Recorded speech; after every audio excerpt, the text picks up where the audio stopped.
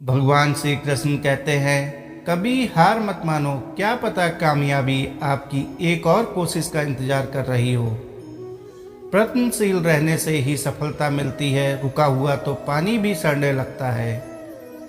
गिरने से डरेगा तो उड़ान कैसे भरेगा। किस्मत सिर्फ मेहनत करने से बदलती है, बैठकर रोने से नहीं। सफलता सिर्फ सोचने से नहीं मिलती, अगर ऐसा होता तो सब कामयाब होते। इस जिंदगी में कुछ भी मुश्किल नहीं है, सिर्फ खुद पर भरोसा होना चाहिए। जिंदगी में अकेलापन जरूर सताएगा, पर कामयाबी के द्वार पर यही ले जाएगा। कल से करेंगे ये शब्द आपको कभी कामयाब नहीं होने देंगे। हर नई शुरुआत थोड़ा डराती है, पर याद रखना सफलता मुश्किलों के पार ही नजर आती है। उदय किसी का भी अचानक नहीं होता, सूर्य भी धीरे धीरे निकलता है और ऊपर उठता है। कामयाबी हाथों की लकीरों में नहीं, माथे के पसीने में होती है। सपने को पाने के लिए समझदार नहीं, पागल बनना पड़ता है।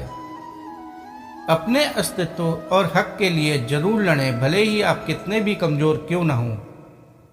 तुमने खुद को कमजोर मान रखा है, वरना जो तुम कर सकते हो वो कोई दूसरा नहीं कर सकता।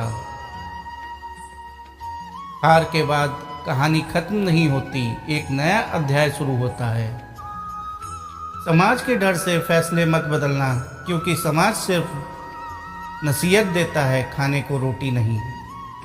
उस जगह हमेशा खामोश रहा करो जहां दो कौड़ी के लोग अपना गुण गाते हों। अपने अंदर के बच्चे को हमेशा जिंदा रखिए।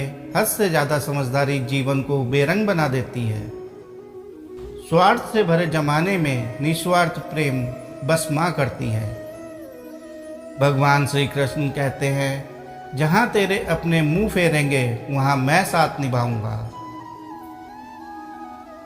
अपनी नजर हमेशा उस चीज पर रखो जिसे तुम पाना चाहते हो, उस पर नहीं जिसे तुम खो चुके हो।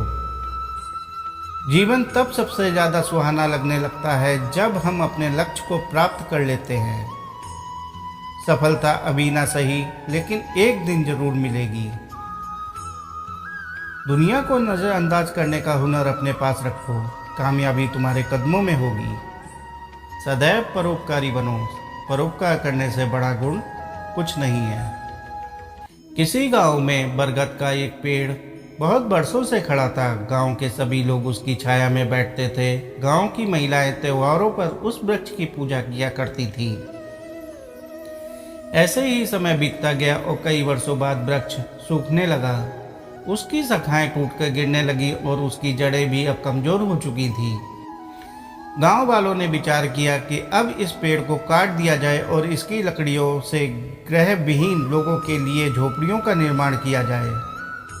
गांव वालों को आरी कुल्हाड़ी लाते देख बरगद के पास खड़ा एक वृक्ष बोला, दादा, आपको इन लोगों की प्रवृत्ति पर जरा भी क्रोध नहीं आता? ये कैसे स्वार्थी लोग हैं। जब इन्हें आपकी आवश्यकता थी तब ये आपकी पूजा किया करते थे, लेकिन आज आपको टूटते हुए देखकर काटने चले हैं। बूढ़े बरगद ने जवाब दिया, नहीं बेटे, मैं तो यह सोचकर बहुत प्रसन्न हूँ कि मरने के बाद भी मैं आज किसी न किसी काम में आ सकूंगा। इसीलिए परोपकारी व्यक्ति सदा दूसरों के प्रति करुणा का भाव रखते हैं तथा उनकी खुशी और उनके सुख में अपना सुख समझते हैं। साथियों, कृष्ण जी के अनमोल वचन आपको कैसे लगे कमेंट करके जरूर बताएं और चैनल को सब्सक्राइब कर लें। धन्यवाद।